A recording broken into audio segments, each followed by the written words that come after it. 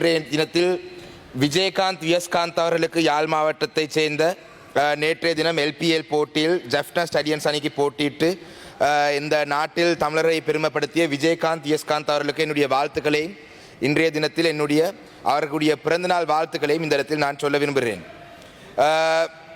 In this house, first of all, I would like to state that I was actually elected to parliament. I'm not a nationalist MP.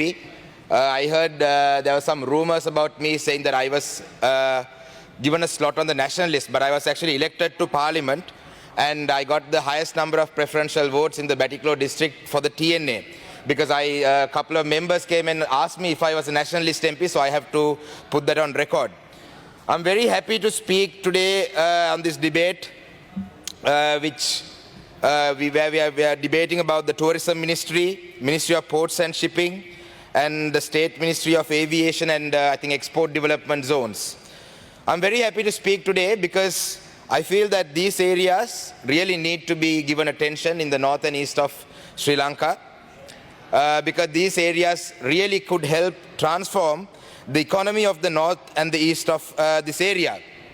I attended the consultative committee meetings of both the Ports and Shipping Ministry and the Tourism Ministry, and I raised some questions there, and it was very unfortunate to note that some of the projects that had happened in the previous government, I think the present government officials were not aware of it. When I raised some questions regarding the Thalaimana ferry, I think I was told that there was something that was done in 2001, but in fact I have a letter here that was sent by the former State Minister for Tourism, Honorable Ranjit Taluvihare, had sent to the Sri Lankan High Commissioner in India, and also various meetings had been held within Sri Lanka as well with regards to restarting the Thalaimana ferry. However, the officials were not really aware of these issues. So I feel that it is really important that we look at the work that has been done by previous governments before we go ahead with any new proposals, because these resources that may have been spent on these project proposals would otherwise be a waste. So we need to look at, because irrespective of what government is in power now, we need to look at the work that has been done in the previous government so we can start from where we have stopped. Otherwise, if we start now, by the time the government's term is over or there's a cabinet reshuffle, then it will be a new set of proposals that will start. So I'd like to bring that to the Honorable Minister's attention. Because the tourism industry is the fourth largest revenue earning industry in Sri Lanka. However, it's very sad that in the last 2 years, this industry had been hit really hard. Initially by the Easter tax and then because of the COVID. So I think the Honorable Prasanna Ranatunga has been given a very tough task to restart this industry, and I think he's a very capable minister, and I think he will be able to turn this around, and we are very much willing to support the Honorable Minister in these endeavors by helping him identify resources and also supporting them develop these resources in the north and the east. At the consultative committee meeting, they mentioned that there were some systems were being looked at when the airport is opened for large-scale hotels to be opened up. But I'd like to request this House and the Honorable Minister to look at a way where we can restart or we can support the economies of the bottom, the people from right at the bottom. Because for an example, I was speaking to a gentleman recently. 20 years ago, he had started his career in tourism with a tuk-tuk, with a three-wheeler. And then he had gradually developed himself. And he has today, about 1 year ago, when the Easter attack happened, he had bought a car. And he was very proud of it. And he was calling himself a travel guide. But due to the Easter attacks, he was unable to make his repayments. And today he's back to square one. He's back in a three-wheeler, riding a three-wheeler. So it's very unfair. This is happening to everybody. I know monetariums have been given by banks to extend the grace periods have been given, and the monetariums have been given where the borrowers can pay later in the future. But however, even the interest part needs to be paid. So even if with the Easter attack, when the Easter attack started, so it's been 2 years now. So 2 years later, the industry hasn't picked up. So how are these people going to run their businesses? There are backpackers. So many backpackers were there. So many home-based homestays were established. People had taken loans. All these industries are suffering, Honorable Minister, so I'd like you to try and see. I know it's a very hard challenge. It's not something that you're not a magician. I understand that. But I'd like to request you to try and see. And we are not a very rich country. We can't give out grants and dole money out. But I'm requesting you to maybe appoint a team to try and see what can be done to uplift the economy of these very small scalers. Next, I'd like to take your attention to how we can develop some industries in the north and the east of this country. I think one of the main things that need to be done is we need to increase the accessibility in the north and the east. Today, if you look at the south has been developed to an unimaginable level. And I think it's mainly due to the distance. So if you look at Galle, it's only 100 kilometers from Colombo. With the highway, now it's only a 1-hour drive. So if you look at from Colombo all the way up to Matara, Hambantota, because of the expressway, these areas have been developed. When I say these areas have been developed, I'm not saying that, major hotels have come up or major tourism zones have been created. But what I'm trying to say is that the industry has gone right to the bottom. So people from right at the bottom to hoteliers have made really good gains. But whereas if you look at the north and the east of this country, there's very little development, there's very little accessibility. Because if you look at a tourist who wants to travel to Jaffna today, if a tourist is going to spend 7 days in Sri Lanka, it will take 1 day to travel to Jaffna by road, 1 day back from Jaffna by road to come back to Colombo. Same with Batticaloa. I travel from Batticaloa every day after I travel. I mean, I should be used to it after traveling for 7 to 8 years, but even now it takes me half a day to recover after that journey. So how is a tourist going to travel to Jaffna or the Batticaloa district or anywhere in the north and the east on a 7-day holiday? It's not acceptable. So we need to increase the accessibility. So we have so many ways we can do that. The Thalaimana Rameswaram ferry. This ferry used to be a very, very lucrative business back in the day. I still don't understand why we haven't started it. The Thalaimana railway station has been completed. So if we can start this Thalaimana ferry, we are opening ourselves to almost a population of 1 billion Indians who would like to come to Sri Lanka. The ticket prices could even be priced at 4,000 or 5,000 rupees.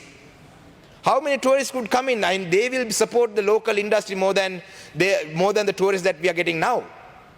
Look at the cargo. Look at the cargo that we can use. Even for Sri Lankans who want to travel to India, look at the free trade agreements that we have. Sri Lanka and India have free trade agreements which are not making use of. So we need to try and do it, because I'm saying this because it's great that tourism, ports and shipping and export have all coming together on the same day because they're all connected. So if we can develop the port, I mean, we can bring in tourists, we can develop our exports, we can have export zones around it. There's so many things can be done. Look at the Jaffna International Airport. Now, if I used to live in Australia, I worked there, I lived and worked there. We used to get 10 days holidays. As an expat, I used to get 10 days off. When I used to come to Sri Lanka, by the time I get here, I lose 1 day in traveling because of transits. Then on the way back, I lose another day in traveling on transits. And when I travel to Sri Lanka, I lose 1 day traveling to the north and the east. And then I lose 1 day traveling back to Colombo from the north and the east. So 4 days of my 10 days are gone. And then I need 1 day each to rest. So technically, I'm only going to have a holiday of 4 days. So people who live in the UK, Sri Lankan expats face this issue. Try and develop the Jaffna. We have gone and built an airport in Mattala. I don't know how many people use it, but if you had built the airport in Jaffna long time ago, I think today we will not have these economic issues, or we'll have very less economic issues. Look at the Batticaloa domestic airport. The only planes that we get there is the Cinnamon airplanes, or even the next set of planes, I think it's a 17-seater. Why can't we have 40-seaters? These sort of things need to be looked at. This is how we can develop it. Look at the train. Because his former president was there in Polonnaruwa, he brought a train service up to Polonnaruwa. Why can't this train service be extended to Batticaloa?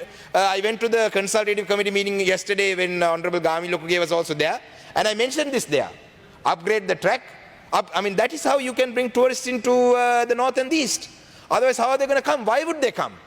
Just to see a beach, they're not going to travel to Batticaloa. They can travel to, somewhere in the south. So we need to look at increasing accessibility to increase the number of tourists who travel to the north and the east. Because I went to the COPE meeting the other day because I'm part of COPE. And in the Central Expressway highway, for it to be done, There's been a feasibility study had been done for 1.5 billion rupees. And that feasibility study had not been used. But to develop an airport in Jaffna, but to develop Mannar, Order, there's no please. money. What is this? Deputy Speaker will take the chair now.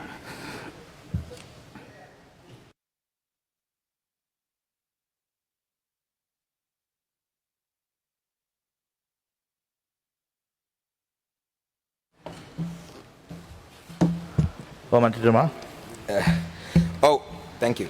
Also, I'd like to start from where I stopped. So I was saying that we should develop the accessibility to the north and the east.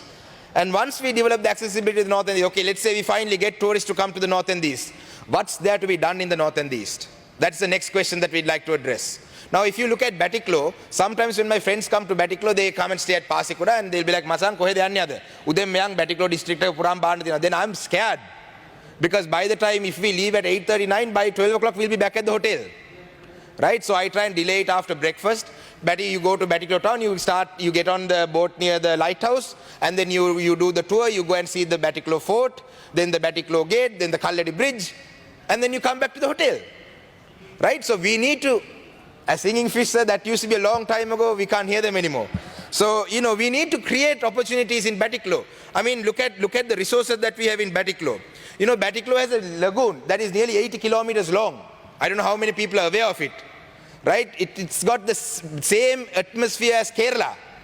People travel to Kerala just to go on houseboats. Why haven't we done that? Why can't we look at that? I mean, look, I'll come to that later. There are other things. There's an island called Mantivu. It used to be a leper's island, where when leprosy was a very big pandemic in Sri Lanka, they had leprosy patients were kept in this island. And there are cottages there. There's a hospital. During the COVID time, they tried to take over for a COVID hospital. We opposed it. Thank God it didn't end up becoming that, because that island, it's on an island. It's home to so many migratory birds. And even recently, there was some tourist who had come and he said there were flamingos there. I was surprised. I didn't know there were flamingos there. Right? So there are so many migratory birds. There are so many buildings there. Why can't we renovate these buildings? And, that will be a reason why people would want to come to Batiklo. Does Sri Lanka have a single theme park? Do we have a single theme park? I know Leisure World was there. I mean, look at Gold Coast. People in Australia, people travel to the Gold Coast just to go and, enjoy these theme parks. When I was a kid, I went to Singapore. I was taken to Sentosa Island. 3 days there, good time. I didn't even see the rest of Singapore. I came back. I mean, we need to create ideas like this. We need to generate ideas like this to develop the North and the East. I'm not just saying North and East. We can have a theme park anywhere in Sri Lanka. But I'm specifically speaking about North and East because there are other parts. Now, if you look at Polonnaruwa, people will go to look at ruins. Sigiriya, people will go to climb the rock. Kandy, people will go to look at the Maligawa. Right? Why would someone come to the North and East? And even the resources that we have, we are not developing it. Sorry? That's exactly right. So right now with the temples, the archaeology department is more interested in land grabbing, not developing them as tourist sites, which is what our issue is. Archaeological department has now come. I mean, thanks for mentioning that. Archaeological department වැඩ කරන එක්කෙනෙක් කියලා මට කියනවා, I think her name was some Nilu Tennakona. I brought that to the attention of Honorable Minister Vidura Wickramanayaka. මට කියනවා අපිට තමයි තීරණය කරන්නේ අඩි 40ක්ද ගන්න අඩි 400ක්ද ගන්න කියලා. පෞද්ගලික ඉඩම්. මේ ආකියොලොජිකල් ඩිපාර්ට්මන්ට් එකට අයිති අපි මේකේ පන්සලක් ඉස්සර තිබ්බා කියලා කියනවා අවුරුදු 500ට කලින්. එයා කියනවා මට ඕන නම් මෙතන අඩි 40ෙන් දාන්න පුළුවන් මට ඕන නම් මෙතන අඩි 400ෙන් දාන්න පුළුවන්. I mean, who has given her the power? Nilu Tennakona, she's telling me අපිට ඕන නම් අපි ගිය මාසෙම දාගන්න තිබ්බා කිව්වා. I mean, temples, yeah, your archaeological department is more interested in land grabbing, not developing these at tourism sites. I thank you for reminding me that. Now, if you look at more, there are so many other things that we can develop. There's no golf course in the north. Why don't you look at doing that? Now, what is the government doing? Create some export zones create some tourism zones. But instead of creating tourist zones, what normally happens is land grab. Now, I'd like to take your attention to something that happened in Pasikuda in 2010. Tourism department lands were given over, handed over, doled over to God knows who. They were sold for 1 billion. I mean, I know who, but they never went to proper investors. Politicians took them in 2010 and then sold them for exorbitant prices. Right? In 2010, these were sold. I know some people who own them. I don't want that to happen again in the north and east, but then I think that is what's going to happen, because I got a report from the Director General for Tourism, development of Kuchaveli Beach Resort. Medway Estate in Trincomalee, Russell Totem land in Trincomalee, right? Manor, all these places, 74 acres in one place, another 21.57 acres in one place. All these places are being leased out, right? They have been identified as potential places for tourism. I mean, why are you all worrying about land? Leave the land aside, bring investments. Now, investments doesn't mean bringing hotels. People will come, some multinational company will come, build a hotel. At the Madakalapo district, there Pasikuda has nearly 20 hotels. But if we go inside and we ask them who's working there, it will always be, we've brought people from Colombo, we've brought people from Kandy. So then I asked them why. And they said that we don't have skilled workers here. Madakalape kattiye garden ekේ වතුර දාන්න විතරයි ඉන්නේ. These beautiful beaches have been given over to multinational companies. Even Sri Lankans from anywhere else can't come and enjoy these beaches because these multinationals have put security guards on the beach and they're blocked off to the public. Someone's robbing us, right? But to do this skilled labor they don't have in Batiklo. So I said, why don't we develop skilled labor? But then I looked at the progress report for Ministry of Tourism, on which in the year of 2018, in Jaffna, there have been 12 students in the Hotel Management Institute. In 2019, there have been 23. In 2020, there have been 36. In Pasikuda, 51, 94, 37. 2018, 19, 20. Now, don't blame saying this is Yahapalne government or all that. Whatever government is in power is responsible. I mean, how are you going to develop skill then? Hotel school doesn't have any people from the north and east. So what is happening instead? I mean, land grab is happening. What is happening instead in this country? Instead of developing this, what is happening? In this country, what is happening right now is that this government is trying to create unnecessary issues to cover up for their inabilities. That is what's happening in this country. Ada me rate, නැති බිල්ලෙක් මවල පාන එක තමයි කරන්නේ මේ රටේ. මේ රජයේ තියෙන වැරදි වහගන්න මේ නැති බිල්ලෙක් මවල පානවා. අද බලන්න මඩකලපුව දිස්ත්‍රික්කේ විතරනේ උතුරු නැගෙනහිර ළමයි 50කට 60කට වඩා ඇරස් කරලා තියෙනවා. මොකටද? Facebook එකේ පෝස්ට් එකක් දැම්මා කියලා. නොවැම්බර් 26 වෙනිදා 27 වෙනිදා 28 වෙනිදා Facebook එකේ විවිධ පෝස්ට් දාලා තියෙනවා. තව ළමයෙක් ඇරස් කරලා තියෙන රජයේ සේවකයෙක්. හරිද? රජයේ සේවකයා අවුරුදු 29 එයාව ඇරස් කරලා තියෙන්නේ මොකද? තව කවුදෝ එක්කෙනෙක් එයාව ටැග් කරලා Facebook එකේ. දැන් මම ආද කියමු මෙතන ඉන්න മന്ത്രി කෙනෙක් මම Facebook එකේ ටැග් කරලා ප්‍රභාකරන්ගේ ෆොටෝ එකක් දැම්මොත් එහෙම ඒ മന്ത്രിවරයාගේ වැරද්ද? No, they've been arrested under the Prevention of Terrorism Act. You're ruining their future. How dare you do that? Go and arrest all these drug smugglers. What's happening? You're arrested for putting a Facebook post. I think why it has been done is it's this government's policy to cover up for their inabilities. This failing economy. I mean, we are not blaming this government. We are not pointing fingers at this government and saying that, this government should turn things around because, COVID is a pandemic that's affecting the world. We understand that. Why are you all trying to cover up your inabilities by doing such things? Look at the other things that have been done. War cemeteries have been destroyed. Right? When I say war cemeteries, now it's a cemetery. Take war aside. Who touches a cemetery? I mean, how bad is that? How dare you touch a cemetery? Are you that scared? I mean, why would you touch a cemetery? Look at the things that have been done. Kartigai Deepam, it's a light of festivals, festival of lights. On the 29th of this month, it was a festival of lights. The police, I wish the Honorable Minister for Police was here. He's been jumping up every day for every single person's comment. But unfortunately, he's not here. Kartigai Deepam, his police force has gone and destroyed it. Some temples had decorated the lights with little candles, Deepams. Kartigai Deepam is a festival of lights. They've been destroyed. Why? I think I'll tell you why. Because this government is මේ නැති බිල්ලෙක් මවල පෙන්නන්නේ. පව් මේ අහිංසක සිංහල ජනතාව. මේ සිංහල රටේ ඉන්න සිංහල ජනතාව ඇත්තටම පව්. මොකද දැන් ඇත්තටම වෙලා තියෙන්නේ මොකද්ද?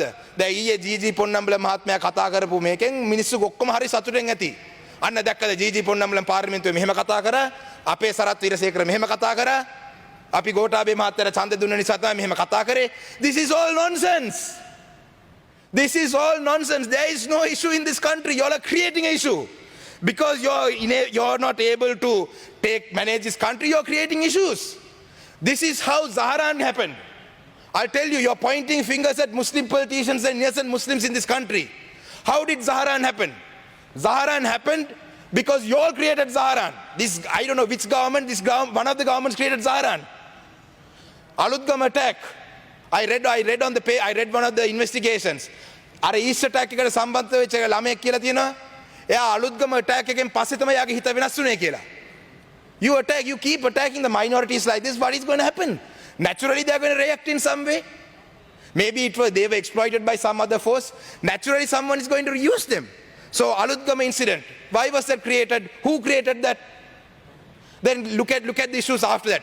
Vandapati තියනවා කිව්වා. I'll talk to them later. Vandapati තියනවා කියලා කිව්වා.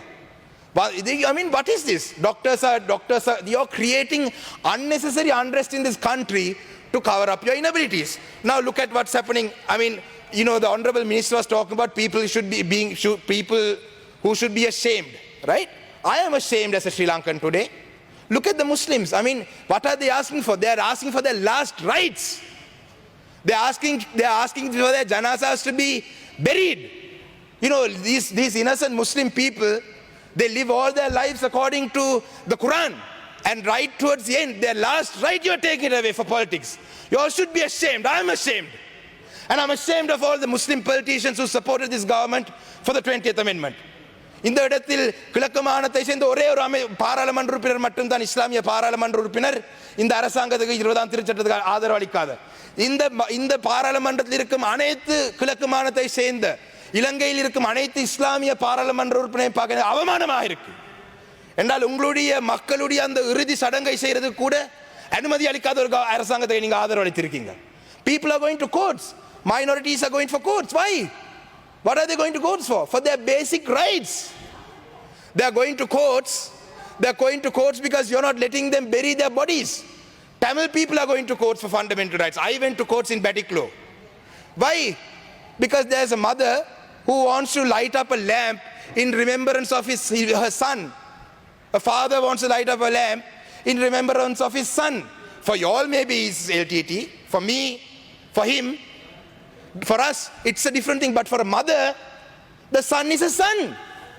He's not part of, for her it doesn't matter if it's LTT or what. Son. Mama මිනිහක් මරලා ගියත් මං හිතන්නේ මගේ අම්මට මගේ අම්මගේ මං පුතා. මම LTT නෙවෙයි. You know, why can't you respect that? Tamils are going to courts to remember the dead. Muslims are going to court to bury their dead. Look at the Catholic community in this country. We have so many debates about the Catholic cardinal now. Cardinal is begging for right justice to be done to his dead. So this is the point this country has come to. We should be ashamed. And then the Honorable Minister for Police was talking about මේ රටේ සිංහල මිනිස්සු මම පව් කියලා කියන්නේ නැති බිල්ලෝ මවලා පෙන්නන්නේ. දෙමළ මුස්ලිම් කට්ටිය මේ රටේ ප්‍රශ්නේ. We have to worry about our Chinese investments. The Honorable Minister for Ports and Shipping is here. We have to worry about our Chinese investments. China is investing very heavily in ports. Do we want to be another Pakistan? Do we want to be another Laos? We are getting into debt trap, Chinese debt trap. Tell the Sinhala people this. Sinhala ජාතියට කියන්න අද මේ රටේ නැති බිල්ල දෙමළ මිස්ලිම් නෙවෙයි තියෙන බිල්ල චීනේ තියෙන බිල්ල. Tell them if you're so gutsy, go in front of the Sinhala community. මේ සිංහල රජය ඉස්සරහා සිංහල මිනිස්සු ඉස්සරහා කියලා කියන්න. මේ රටේ චීන ආයෝජන කරන. Tell me the number of jobs that the Chinese have created in this country. Tell me the number of jobs. All the Chinese investments come. What happens? Chinese come and work. They're investing, they'll take their money, they'll leave. Why you think Port City is being built because they love us? Port City එක මොකටද හදන්නේ? අපේ ආදරේටද? No. Port City is being built because they want a base in Southeast Asia on the Indian Ocean, not because they love us. We are allowing that. But what are we going to do? Sinhala මිනිස්සුව රවට්ටන්න අපි කියනවා අන්න GG පොන්නම්බල මෙදා කතා කරා. එයාට විරුද්ධව සරත් වීරසේකර මෙහෙම කිව්වා. අපි තමයි මේ දැක්කනේ මේ ඡන්දේ දුන්න නිසා තමයි කතා කරේ. I mean we are just sorry. ගරු මන්ත්‍රීතුමා සභාව ඉතාමත්ම Please don't, Honorable Speaker. මගාවනවා. එතුමා කිව්වා මට මේ පොයින්ට් මේක standing order. ඔබතුමා කතා කරන්න. Oh, don't let them abuse these standing orders. Honorable Leader of the House, please have a meeting with your SLPP fellows. ඔබතුමාට තව විනාඩි 2යි. No, මන්ත්‍රීතුමා විනාඩි 6ක් තියෙනවා මට I put the විනාඩි stop 2යි. මට විනාඩි 6ක් තියෙනවා. මම මේක දන්න නිසා තමයි stop ඔබතුමාට විනාඩි 29යි. මට ඇමතුමා මේක කරන්න එපා. මොකද අපේ වෙලාව මෙහෙම නාස්ති කන්න දීලා ඊට පස්සේ මගේ විනාඩි නවත්තන්න එපා. මට මගේ විනාඩි 6 දෙන්න. Point of order නේ වාඩි වෙන්න. මොකද Sit down. මන්ත්‍රීතුමා? ඔව් මන්ත්‍රීතුමා. Not a point of order. මෙතුමා මේ සෞඛ්‍ය ප්‍රශ්නයක් මෙතන මේ සිංහල ජාතියට පැත්තට දානවා. රීති මේ සෞඛ්‍ය ප්‍රශ්නයක් ප්‍රශ්නේ ඒකට කමිටුව වාඩි වෙන්න. Shame on this government. Just, we don't want to be a Chinese colony. In this country, Muslims are going to court, Catholics are going to asking for justice, Tamils for asking, get your people in order. Leader of the house, get your people in order. These are not MPs. Who are these fellows? You have brought them here just to do this. Let them make a point in parliament. Right? And then behave yourself, and what is the language that you use? In conclusion, it is behavior like this that strengthens us. It's behavior like this that strengthens us. Thank you. When you all behave like this, it strengthens our cause. It strengthens our cause. Stop waging about the war. Stop harping about the war. War was finished 11 years ago. Ganna හැම කෙහෙල් මලකන යුද්ධ දිනපු නායකයා. ඔව් මන්ත්‍රීතුමා. යුද්ධ ඉවර කරා. Right? දෙන කරුකත් පොඩේ ගරු නියෝජ්‍ය කතානායකතුමනි කැටියෙන් කියන්න. මට දැනුවත් විය යුතුයි පාර්ලිමේන්තු මන්ත්‍රීවරුන් විදිහට අපේ කාල ගණකයක් තියාගෙන අපිට ඔබතුමාගේම කියන ප්‍රමාණය කාලය පිළිබඳව තීරණයක් ගැනීමට හැකියාවක් පාර්ලිමේන්තු මන්ත්‍රීවරුන්ට වෙන වෙනම තියෙනවද කියලා. දැනට නෑ පැහැදිලි. How are you allowing this point? I mean, you should have a meeting with them. Teach them what points of orders are. This is absurd. 75 years. I don't know how much time I have left with all this. I don't know. How much time do I have left, sir? 2 minutes. No, I have 4 minutes, sir. Give me 4 minutes. Let me finish this. So anyway, I wanted to say more things, but then I've been disturbed like this. But it has been, yesterday, when we spoke, the day before yesterday, Honorable G.G. Ponnambalam said something very important. He said, you might succeed one day in completely destroying us. Right, if you keep going at this pace. But I'd like to tell you something. It's taken 72 years and you still haven't been able to destroy our voices. Right? Even if it takes another 75 years, you all will not be able to destroy our voices. Right? What you all will destroy is you all will destroy this country. This country will go back. We will all get destroyed. Come, let's join hands in getting destroyed, if that's what you want. You want to get destroyed? Let's join hands. Worry about the Chinese. Don't worry about us. Don't worry about us, worry about the Chinese, because you've been hitting us so hard. I actually like to say something that my grandfather said in this parliament in 1969. In July 25th of July 1969, he has said, Mr. Speaker, I'm ashamed that 70 years later this speech is still relevant. Mr. Speaker, my late grandfather was the leader of the Federal Party at one point. He was a member of parliament from 52 to 70, and he has said this in the parliament in 1969. Mr. Speaker, I'll finish this within 1 minute. I'll finish. Mr. Speaker, the Federal Party has existed for more than 20 years. Our objective, our ideal, our goal, our scientific theory has been that this country should have a federal form of government. Now, why do we say that? We are supposed to have a democratic form of government. Democracy is one of the very loose words that is used for a concept and a form of government which sometimes exists and sometimes does not exist in the theoretical form. So I don't want to read the whole thing. I don't want to read the whole thing, but this speech is still very relevant after 70 years. I will finish up in one last saying. No. With one last saying. Hatred cannot be removed by hatred. Hatred cannot be removed by hatred. Love. You guys boast that this is a Sinhala Buddhist country. You all can't even allow us Tamil man to speak. Sinhala Buddhist country, you have to love people, not disturb people like this. If you're a Sinhala Buddhist country, if you're a Buddhist, first if you're a Buddhist, learn to respect human beings. Learn to respect human beings. Thank you.